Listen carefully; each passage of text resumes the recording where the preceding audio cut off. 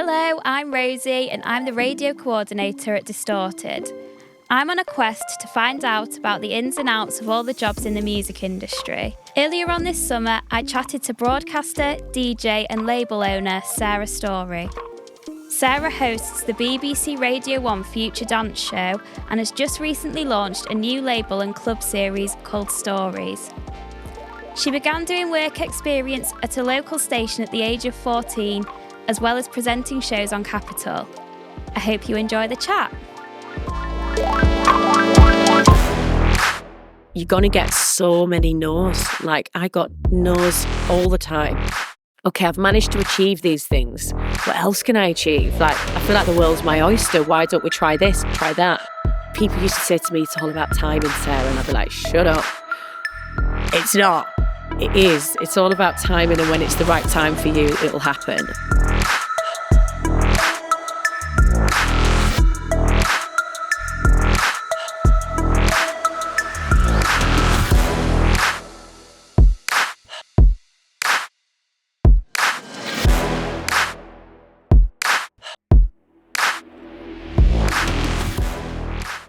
Hi Sarah, thank Hello. you so much for joining me. I know you're so busy, you've got your residency at Pikes announced, so I'm sure that's in motion and going well. It's on Wednesday, the second part is on Wednesday. Is it? Yeah, so I'm just kind of getting ready for that, and we'll launch the record label side of things on Friday, so it's a big week this week. Yeah, I can imagine. Well, thank you so much for coming on. I guess let's start at the very beginning. Why a career in the music industry? I feel like it was the only thing I ever wanted to do, really.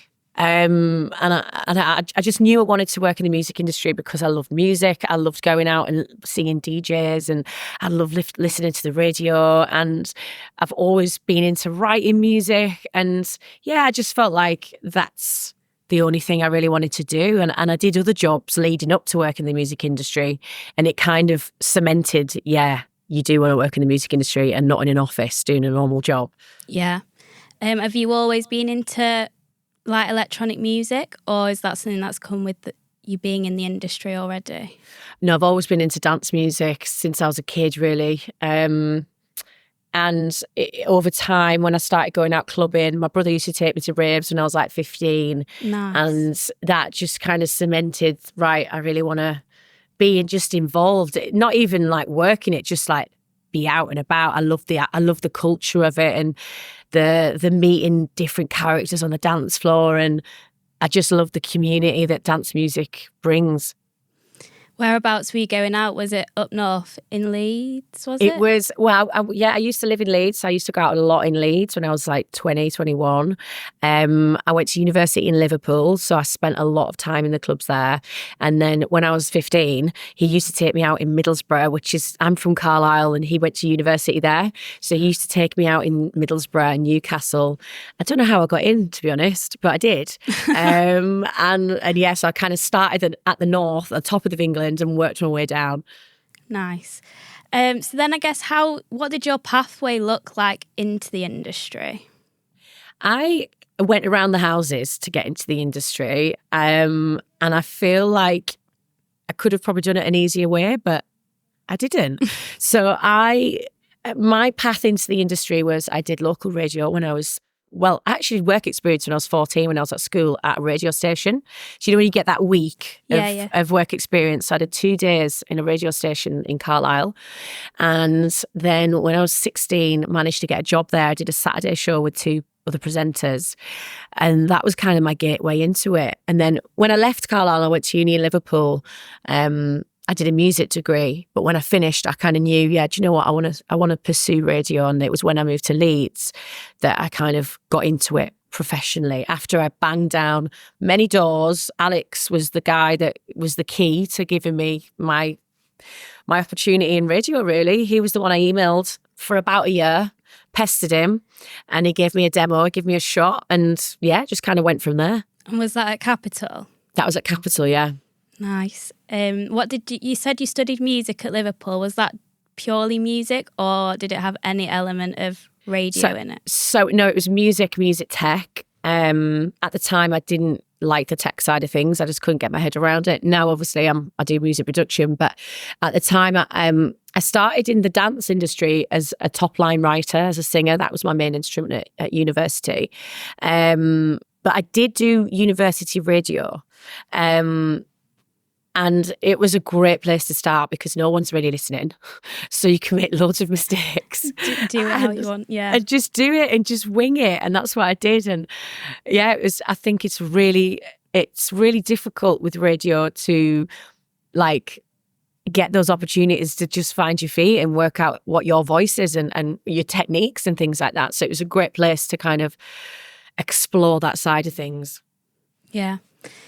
I also have been told by Alex to mention that you worked in a call centre. I did. So when I moved to Leeds, so I did my degree. I used to do seasons in Ibiza in the summer holidays. And was that rapping? Well, it's like ticket selling and working in the clubs. I actually used to sing on a boat party. That was one of my jobs. Oh, did you? Yeah, I used to sing house classics on a boat party. Well, that sounds good. Yeah, it was fun. And I moved to Leeds and the friends in Ibiza said to me, why don't you move to Leeds? We're all moving there.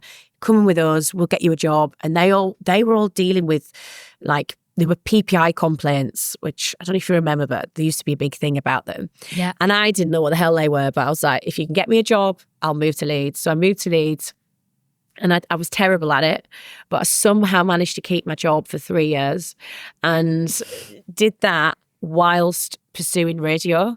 And when I started doing demos at Capital, they gave me the opportunity to cover the breakfast show. And I used to have to get up at 4:30, do the breakfast show, get changed into my office outfit in the toilets at Capital and go straight to the office and then do a full day at work. Oh, gosh. Yeah, it was crazy. Yeah. The grind.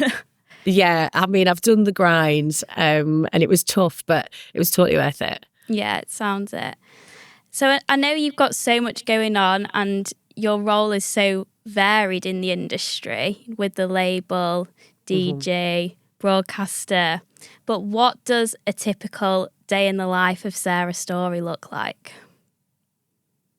Oh, a typical day would be me getting on my emails first thing. I'd like to say I go to the gym every day. I don't.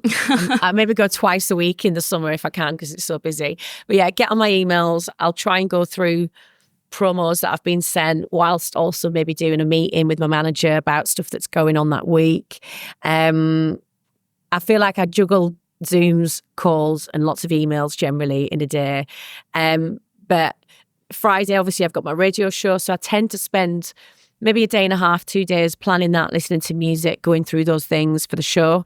And then I put a mix together for the show. And then on a Thursday, I've started doing A&R for a record label called 360. And I'll do 1 day a week for them. And I'll go in their office and we'll sit and listen to music and have meetings with artists. But that's kind of something it's something I'm working on constantly. It's never just a set day. You're always listening to music, right? So it's always ongoing. And then Friday, the radio show, and then the weekends I DJ. So I don't really take a lot of time off. I was going to say, do you have any time to chill or downtime? Not really. The only time I tend to chill is when I get ill, which like last week. Yeah. Well, your body might have just said, I need to reset a sec.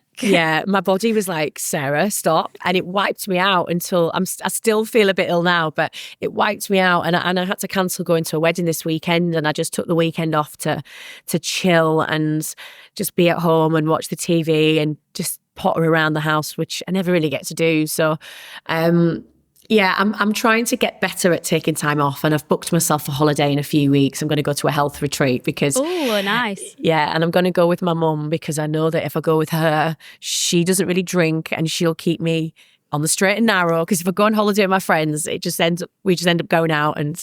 Yeah, she'll ground drinking. you. Yeah. Nice. I've always wanted to do one of them wellness retreats. See them on Instagram and stuff all the time. They're really good. I definitely recommend them. Yeah. So with you being so busy and having such a busy lifestyle, I guess what motivates you to keep going? I think I love it. Like, I love music. And I think if you want to work in this industry, you have to first and foremost love what you do, because it's a really tiring job. It's non-stop. It's 24/7. And there's lots of highs, there's lots of lows. And the thing that drives me is I just love it. Like, I can't imagine doing anything else. I'm quite a competitive person with myself as well. I like to kind of set goals and go, right, I'm a very kind of what's next person, which isn't good all the time, because you never feel satisfied. So I'm always trying to find, right, what can I do next?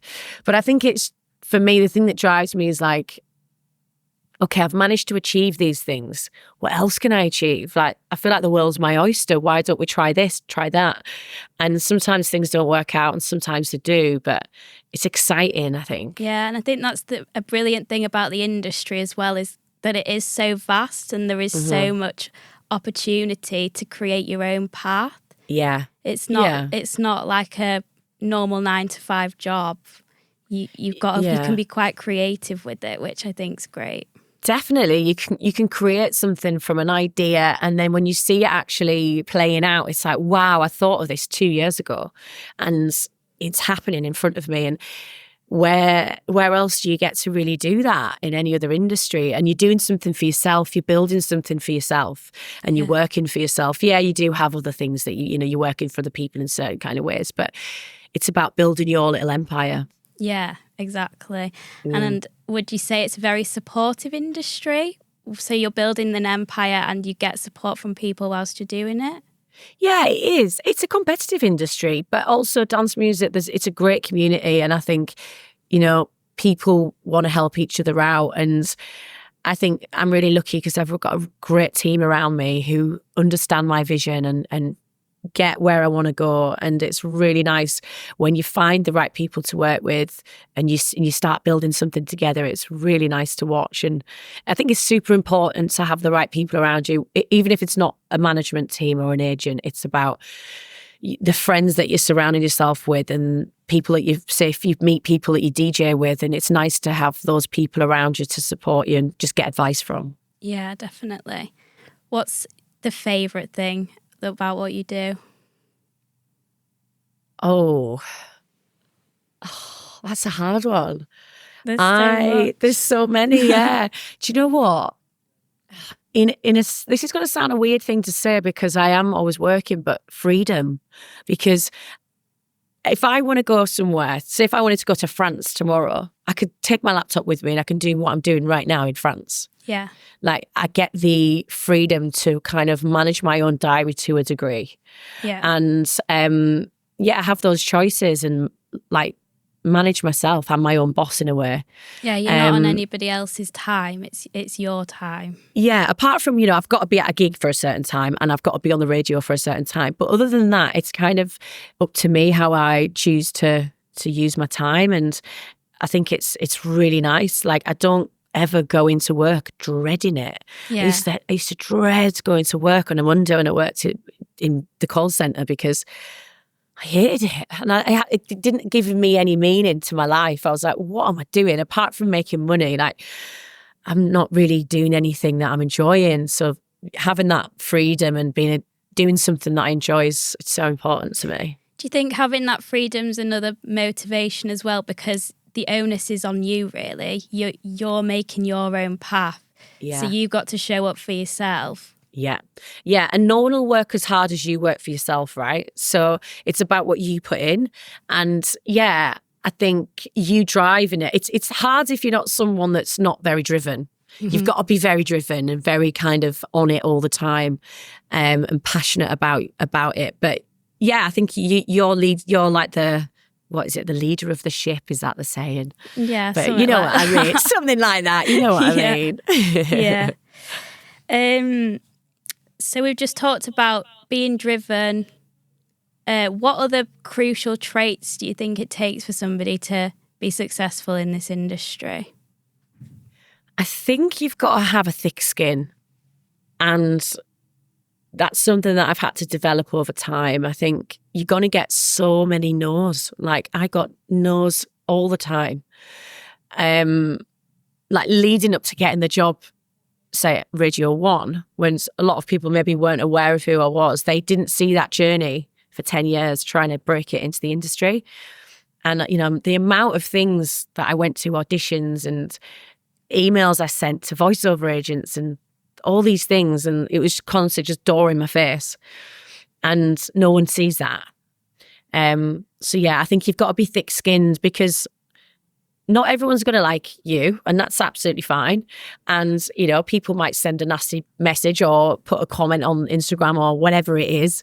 And you've just got to remember that, like, you can't let those things bother you, like, because like there could be 10 amazing comments and then one really bad comment. And that's just someone who's really bitter, who's at home, who hasn't got anything going on in their life, who's saying that. And that's what you've got to remember. And when people, if I've ever had a nasty comment, I'm just like, whatever. Like, it really doesn't bother me now, but it used to. And I think that's just over time, building that thick skin and just remembering, like, that you can do this. Yeah, and I bet you get that a lot as well, like on social media, because you're very present on Instagram, things like that. So I bet you have to use that on social media as well, not just in the industry. Yeah, and yeah, people will say things. I mean, to be honest, people haven't been as brutal as they have been to other people that I've seen. But yeah, you just have to kind of not let it faze you. And if someone's continuing to send nasty messages or comments, just block them. Yeah, that's it. The like, best way. Just block them. Like, there's no point in letting them continue doing it, because all it's doing is it's going to upset you in the end and get to you, and you're going to just think about it. It's completely pointless. Yeah. Who were your role models growing up? Annie Mac was definitely one of them. She's one of mine too. Yeah, she was just like such a trailblazer. It was so like she was so important, not only because she was really one of the only big female DJs at the time, but just like being that voice on the radio that people can look up to, girls and guys, and just like she you kind of seen her as a friend, right? You trusted her, and I think she's such a great role model, not just in the industry, but just as a person. You can tell she's a nice person, and she's like got good intentions, and she wants to help people. Yeah. So yeah, she's been a massive influence on me. Yeah, she's so cool. I just saw her this weekend at Halifax Peace Hall. Oh, how was it? It was so good. The before midnight events that she does. Yeah. She was so good, and she's so cool. I think I was just stood there drooling the whole time, because she's just such a good DJ, and yeah, lovely, lovely person. Yeah, she's really cool. I remember the first time I met her and I was like, hi. Like, you spent all these years like idolising someone, and it's like, what do I say? Yeah, hi, my name's Sarah. You know when you fancy someone and you don't know what to say to them, you say all the wrong things? Yeah. It's a bit like that. Yeah. Yeah. No, she's a good role model. Yeah. So if somebody wanted to start out in radio, what should they do? What should their first steps be? They should listen to a lot of radio first. Live and breathe it, and work out what type of radio you want to do. Do you want to be an entertainment radio presenter? Do you want to be a specialist music presenter? There's lots of different styles of radio, and then just kind of like listen and try and hone your craft. So practice. You don't need to go to a radio studio, I don't think, to actually to practice. I think we've got all this equipment that we can use at home now. So like practice. It's really weird to listen back to your voice. Like, I still listen back to mine now and I'm like, oh my God. Yeah, I hate it. I recorded one of these podcasts and I couldn't listen to it for about 2 days because I hated my voice. But the best thing you can do is listen back, because you listen back to the mistakes that you're making. I used to say all the time, and it drive me mental. And I'd just start every sentence with so. Especially when I was doing on camera stuff, I'd go so. That was like my starting blocks of like, right, we're going to say this next. And it's such a bad habit. It's like a little crutch. So I think recording yourself, listening back. When I made my demo, for instance, for Radio 1 for the Christmas cover competition, I made it in my bedroom. And I just got like 5 tracks that I really liked. And then I gave myself like 30 to 45 seconds. And I managed to work out what I wanted to say, write it all down, script it, and make sure you hit the vocal. As in radio, that's what they want you to do, hit the vocal. Or don't hit the vocal just before it drops. And just get used to talking in those kind of rhythms, because I think it's very easy to go off on a tangent. And the thing about radio is you need to have a start, a middle, and an end. Generally, unless you're Chris Moyles and you go on forever. but that is also a style of radio, right? And that's absolutely fine. But for me, for dance music, for the lane that I want to be in, you've kind of got to get through everything that you want to say, keep the listener interested and know where you're going to end. With time, that becomes easy. It becomes natural because you're doing it all the time. Yeah. But yeah, make a demo in your bedroom, listen to lots of radio.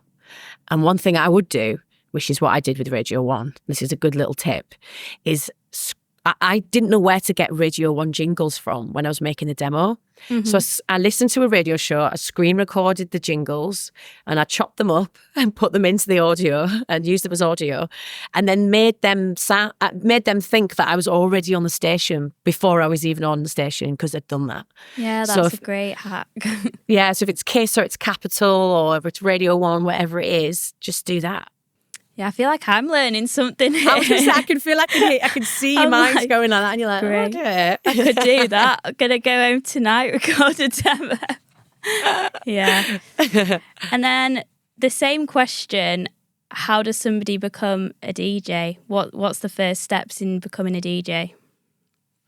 Go and watch lots of DJs, because I think there's a boom of people wanting to be a DJ right now, especially since lockdown. Everyone was DJing online.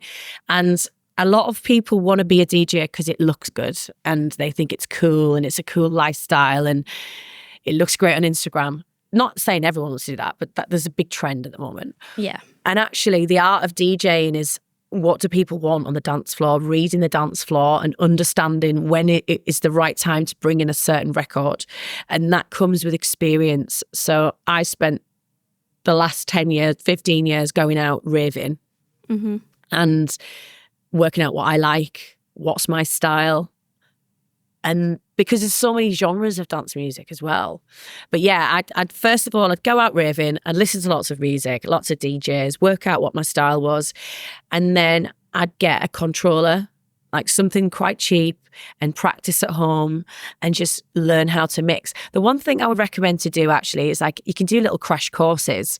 I actually did one a few years ago because I taught myself to DJ and I never quite knew if I was doing it right. So I had a crash course, I did a few sessions, and everything just clicked. Was that just an online course? No, I did it in London. It was London Sound Academy. But they've got you can do DJ lessons all over the country. So you could find somewhere local and have some lessons. Yeah. Because then at least you know that you're doing it right.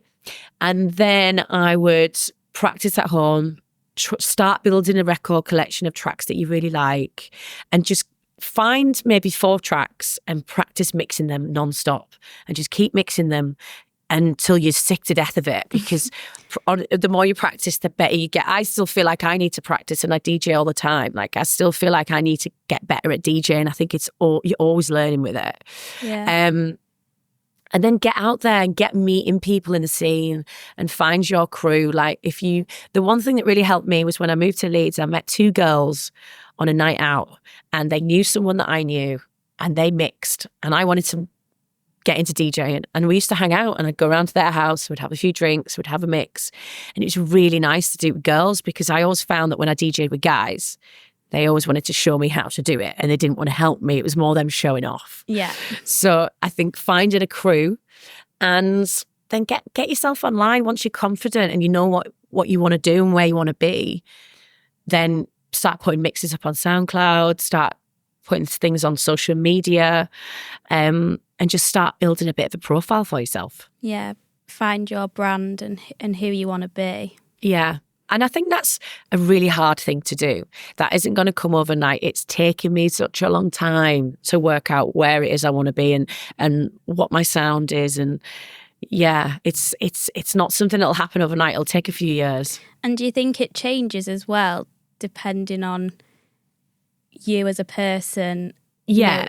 it's ever changing until you find exactly who you want to be. Yeah, I think, when I worked at Capital, I loved broadcasting and I loved dance music, but getting into Radio 1 was like an impossible task. And I loved entertainment radio as well. Like I loved it all. So it was kind of a tricky one because I was like, well, I like it all. So I don't really know where I want to be and where I can fit in. So being at Capital was really good for me because I learned how to be a broadcaster and how to not only present on my own, but present with other people. But then I kind of realised after a while, do you know what?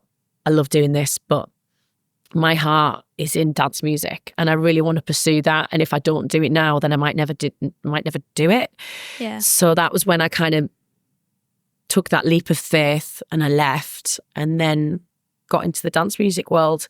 And it was kind of a bit of a risky move. But luckily over the years leading up to it, I'd met quite a few people in the industry and yeah, so it takes quite a long time to work out where you want to be. But I mean, some people might be lucky and just go, yeah, this is what I want to do. But for me, your taste changes, your music changes.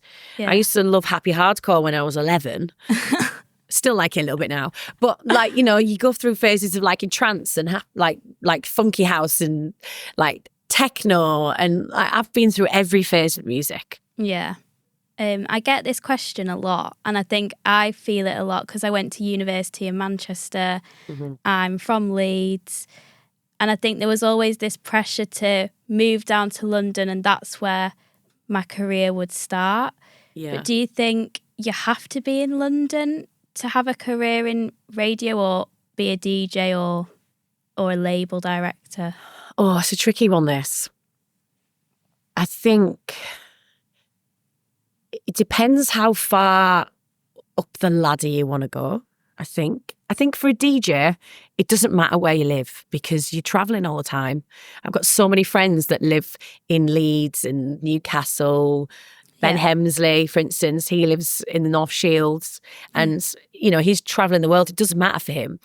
But for me, I did notice a change for my radio career. When I moved down to London, I was in the thick of it. I was kind of hustling down here and things did tend to move faster. Yeah. And I kind of see a lot of presenters that I know from the North who moved down here a lot younger than me. And they've kind of climbed the ladder and they're probably further into their careers than I am because they moved down here. But it's such a pressure to live in London. It's very expensive and it's like I had to juggle a few different things because financially I had to support myself whilst trying to break it into the industry. So the best thing I would advise is to kind of build your foundations and tire everything out, tire all your options out up north until you really, really think, right, it's time to move. This is a financially good decision. This is like the next step and then do it.